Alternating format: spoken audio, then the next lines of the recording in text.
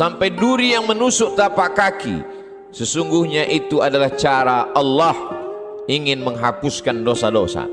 Ada orang-orang yang silap, salah dan berdosa, lalu Allah sayang kepadanya. Innallaha idza ahabba qauman ibtalahum. Kalau Allah sayang kepada kaum itu, Allah uji dia dengan penyakit, lalu Allah bersihkan dia hatta yamshi 'alal ardi makanan alaihi khati'ah, sampai dia berjalan di atas muka bumi tidak lagi ada dosanya walaupun sebesar debu, bersih sebersih-bersihnya.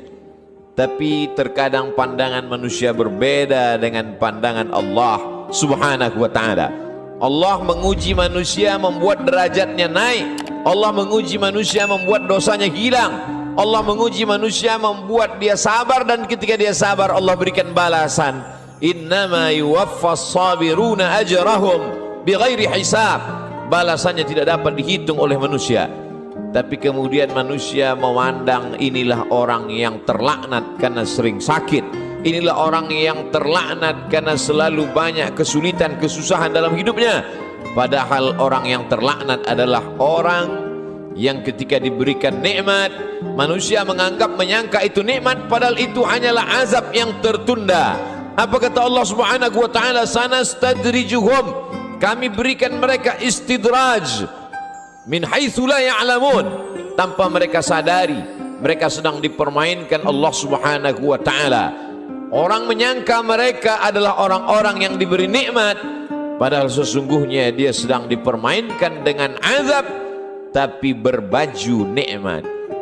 Nabi menjelaskan ayat ini, innallaha la yumli lizalim. Allah Subhanahu wa ta'ala mengulur orang-orang yang zalim, yang aniaya. Diulur umurnya panjang, diulur rezekinya banyak, diulur keluarga anaknya sehat, lengkap, sempurna, tapi justru itu menjauhkan dia dari Allah Subhanahu wa ta'ala. Ada manusia ini perbuatannya jauh dari Allah, tapi istrinya dekat kepada Allah. Ada manusia ini keluarganya jauh dari Allah, tapi pekerjaannya dekat kepada Allah. Laknat adalah ketika tiga-tiga yang ada dalam diri manusia semuanya jauh dari Allah Subhanahu wa ta'ala. Tabbat syada Abi Lahab wa tabb. Abu Lahab dilaknat Allah. Apa yang pertama jauh dari Allah Subhanahu wa ta'ala? Ma aghna anhu maluhu. Hartanya yang banyak justru membuat dia semakin jauh dari Allah. Wa ma kasab. Usahanya, pekerjaannya, perbuatannya, aktivitasnya juga membuatnya jauh dari Allah.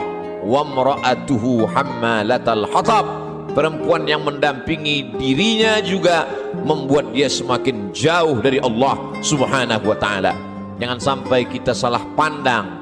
Karena salah berpikir, maka kita akan salah melihat, salah berbicara. Akhirnya kita akan su'uzan kepada Allah Subhanahu wa ta'ala. Di mana keadilan Allah? Mengapa orang yang tidak berbuat pahala, tidak pernah berbuat sedekah, tidak pernah melaksanakan salat, badannya sehat, umurnya panjang, rezekinya melimpah? Di mana keadilan Allah? Salah faham, salah fikir, salah pandang, salah bicara. Padahal sesungguhnya Allah Subhanahu wa ta'ala sedang berbuat seadil-adilnya. Ada orang-orang yang salah, diberikan Allah ujian sakit, lalu kemudian hapus dosanya, bersih dia menghadap Allah. Tapi ada orang-orang yang salah, karena dia tahu perbuatan itu salah, dia teruskan dalam kesalahannya. Mereka tidak kafir, mereka disebut dengan fasik. Yudhillu bihi katsira. Banyak orang yang disesatkan Allah. Wa yahdi bihi katsira. Banyak orang yang diberi hidayah oleh Allah. Siapa itu orang yang disesatkan Allah? Wa ma yudhillu bihi illa al-fasiqin. Yang disesatkan Allah adalah mereka yang fasik. Siapa itu orang fasik? Orang yang tahu bahwa perbuatan itu salah, dia lakukan kesalahan itu dengan penuh kesadaran. Dia sadar bahwa dia diperhatikan Allah, dia tahu bahwa dia lihat Allah, dia tahu bahwa bersamanya inna alaikum lahafizin, bersamamu ada malaikat-malaikat yang menjaga, kiraman, mulia, katibin, mencatat, ya'lamuna ma taf'alun, mereka tahu apa yang kamu lakukan. Tapi dengan penuh kesadaran dia langgar aturan-aturan Allah. Mereka adalah orang-orang yang fasik. Mereka diazab Allah Subhanahu wa ta'ala di dunia, bukan dalam bentuk kemiskinan, bukan dalam bentuk kefakiran, bukan dalam bentuk penyakit, diazab dalam bentuk kenikmatan agar dia semakin jauh dari Allah Subhanahu wa taala. Innallaha la yumli lizalim. Allah Subhanahu wa taala mengulur orang-orang yang zalim itu, diulur umurnya, dipanjangkan umurnya, dilimpahkan rezekinya, disehatkan anak-anaknya supaya semakin jauh dari Allah Subhanahu wa taala. Hatta idza akhadhahu lam yuflithu, sehingga ketika Allah menjatuhkan azabnya ke neraka jahanam nanti, maka tidak ada lagi yang tersisa dari dirinya kecuali hanya layak menerima azab Allah Subhanahu wa taala. Innallaha la yazlimu mithqala dzarrah. Allah tidak pernah berbuat zalim aniaya walaupun sebesar biji sawi, sebesar ujung rambut, sebesar ujung tombak, sebesar mata kail pancing, sebesar butiran debu, sebesar tapak kaki semut yang hitam di atas batu yang hitam di tengah malam yang kelam. Tidak pernah Allah Subhanahu wa taala zalim dan aniaya. Lalu kenapa manusia itu masuk neraka?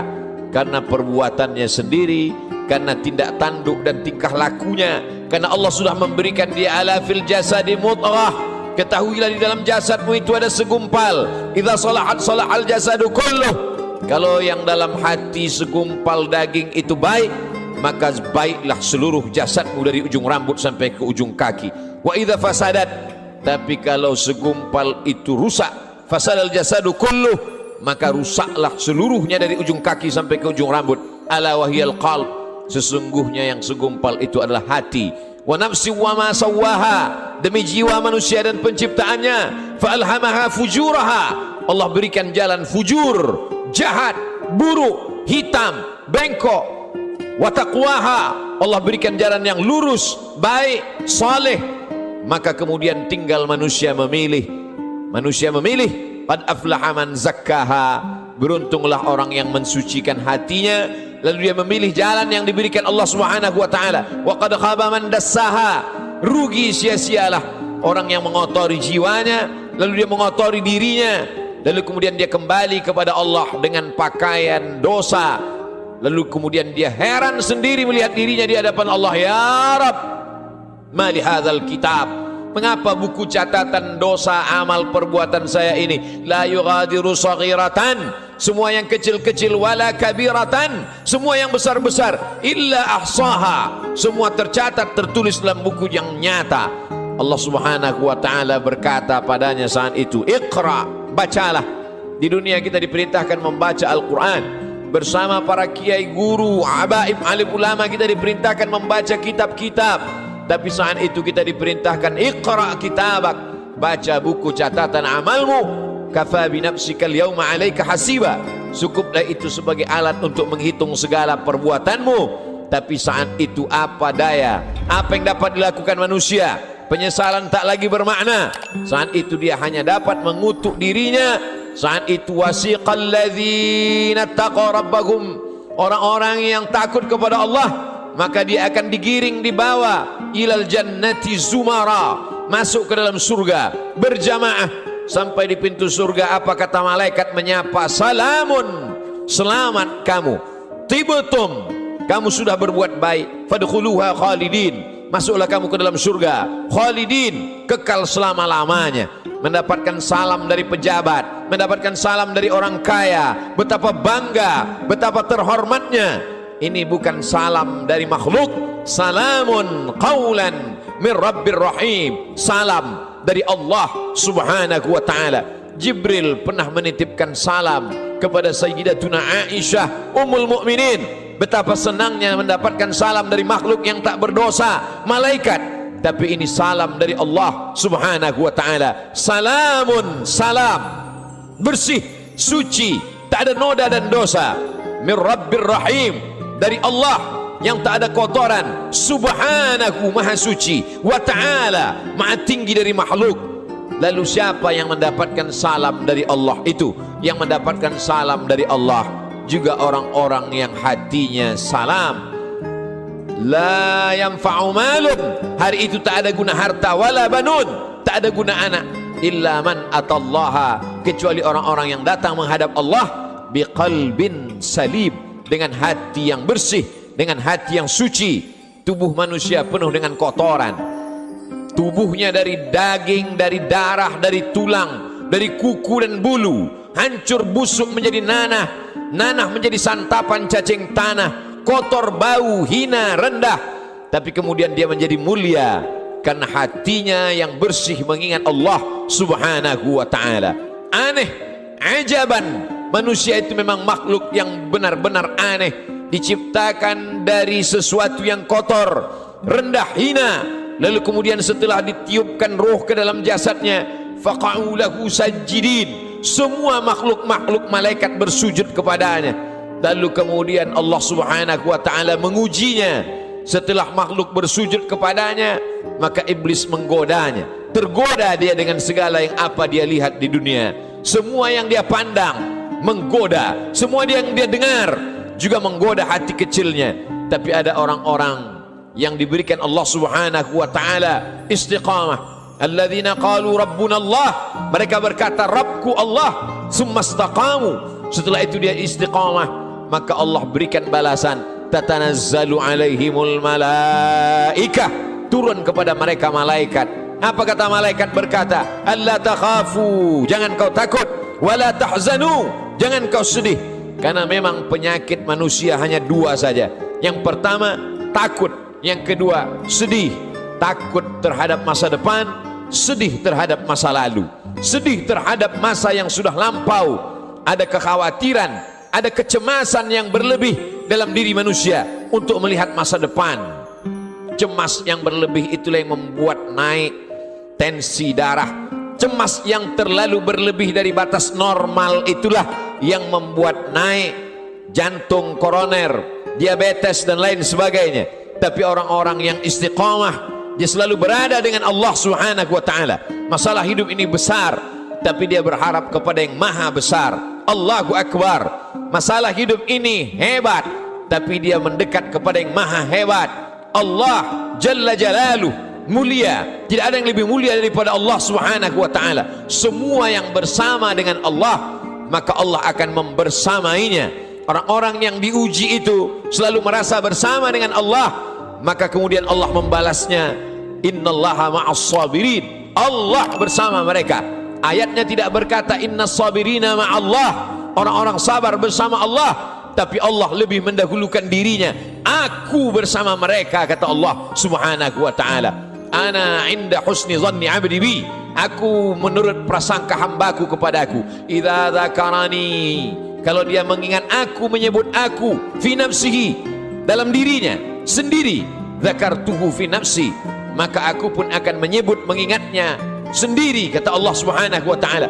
Wa idza dzakarani fi mala'in, kalau dia mengingat aku, menyebut aku bersama orang-orang yang ramai, bersama makhlukku, kata Allah, dzakartuhu fi mala'in, aku juga akan balas, aku akan sebut namanya, aku akan muliakan dia, fi mala'in khairum min mala'ihim, di satu kelompok jamaah, di satu kelompok orang makhluk yang lebih mulia daripada mereka. Saat itu makhluk ini dimuliakan Allah subhanahu wa ta'ala.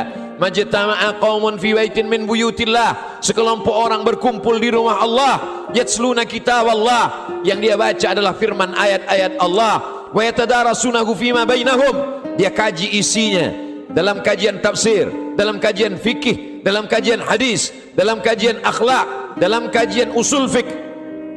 Nazalat alaihimus sakinah, turun ketenangan ke dalam hati mereka. Hati bukan punya kita. Qalbul mu'min baina asabi'ir rahman, hati orang beriman seperti uang logam yang dipermainkan di jari jemari. Begitulah Allah subhanahu wa ta'ala kuasa untuk membuat hati yang sempit menjadi lapang, untuk membuat hati yang susah menjadi senang. Semua berada dalam genggaman kudrat iradat kuasa Allah subhanahu wa ta'ala.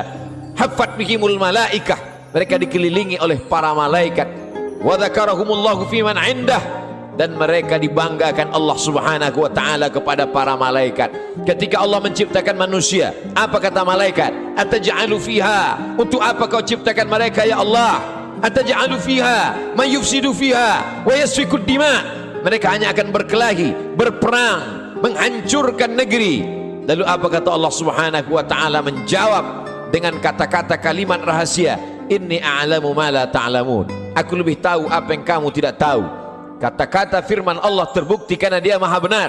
La yatihil batilu min baini yadayhi wala min khalfih. Tidak ada kebatilan dari depan, belakang, atas, bawah, kanan dan kiri. Maka Allah tunjukkan ada sekelompok manusia yang ketika kata-kata orang lain kotor, nista, najis, yang keluar dari mulutnya adalah subhanallah, walhamdulillah, wala ilaha illallah, wallahu akbar. Ada sekelompok manusia ketika hati manusia mencaci maki, mengutuk Allah, mengutuk nasib, mengatakan tidak adil takdir Allah, tapi ada manusia yang ridha menerima ketetapan Allah subhanahu wa ta'ala. Orang-orang yang ridha, orang-orang yang istiqamah, maka Allah balas mereka, alla takhafu, tidak lagi ada rasa takut dalam hatinya, wala tahzanu, maka kosong hatinya dari sedih. Setelah hati itu hilang rasa takut dan rasa sedih, lalu kemudian ditanamkan Allah kebahagiaan dan kesenangan. Wa absyiru bil jannati allati kuntum tu'adun, berbahagialah kamu mendapatkan nikmat surga yang dijanjikan Allah subhanahu wa ta'ala.